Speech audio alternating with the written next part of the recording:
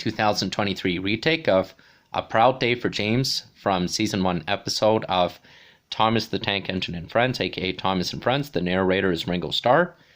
Originally from Thomas and Friends, James Learns a Lesson and Other Stories. Here we go.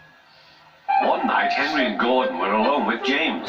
Although Sir Topham Hatt was beginning to think well of him, whenever a chance came, the other engines would talk of nothing but bootlaces. Remember when they had to use a bootlace to get you out of trouble, James? They would tease. James tried to get back by talking about Henry, who got shot up in a tunnel, and Gordon, who got stuck on a hill. But they wouldn't listen. "You talk too much, little James," said Gordon. "A fine, strong engine like me has something to talk about. I'm the only engine who can pull the express. When I'm not there, they need two engines. Think of that. I've pulled expresses for years and have never once lost my way. I seem to know the right line by instinct." Every wise engine knows, of course, that the signalman sets the switches to make the engines run on the right tracks. But Gordon was so proud he had forgotten. "Wake up, James," said Gordon next morning. "It's nearly time for the express." "What are you doing? Odd jobs?" "Oh, well, we all have to begin somewhere, don't we? Run along now and get my coaches. Don't be late." James went to get Gordon's coaches. They were all shining with lovely new paint.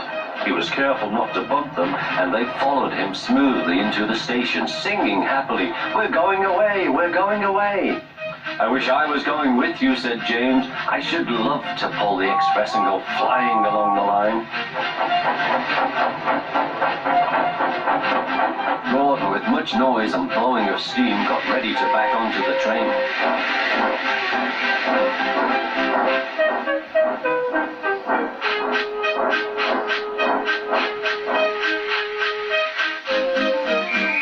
Sir Topham Hatt was on the train with other important people, and as soon as they heard the conductor's whistle, Gordon started. Look at me now, he puffed, and the coaches glided after him. "Poop, poop, poop, poop, poop. Goodbye, little James. See you tomorrow." James watched the train disappear and then went back to work. He pushed some freight cars into their proper sidings and went to fetch the coaches for another train. James had just brought the coaches to the platform when he heard a mournful noise. There was Gordon trying to sneak into the station without being noticed. "Hello, Gordon. Is it tomorrow?" asked James.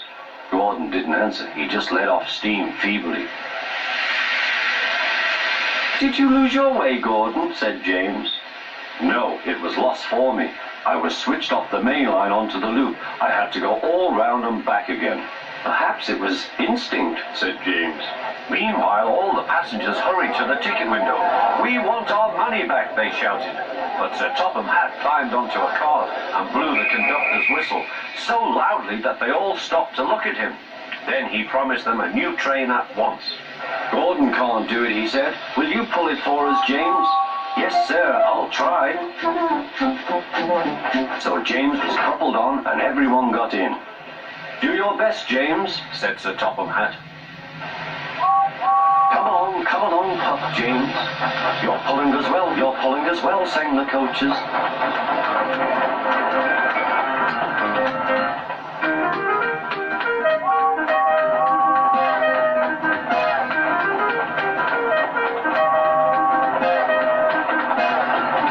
Bridges and stations flashed by, the passengers cheered, and they soon reached the station. Everyone said thank you to James, and Sir Topham Hatt was very impressed. "Well done," he said. "Would you like to pull the express sometimes?" "Yes, please," answered James. Next day, when James came by, Gordon was pushing freight cars. "I like some quiet work for a change," he said. "I'm teaching these cars manners. You did well with those coaches, I hear." "Good, we'll show them." And he gave his cars a bump. James and Gordon are now good friends.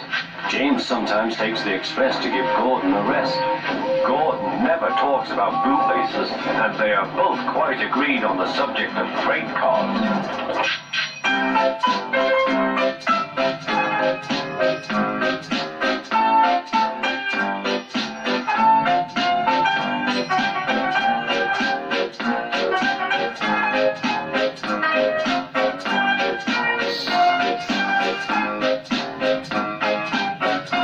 Thomas, Percy,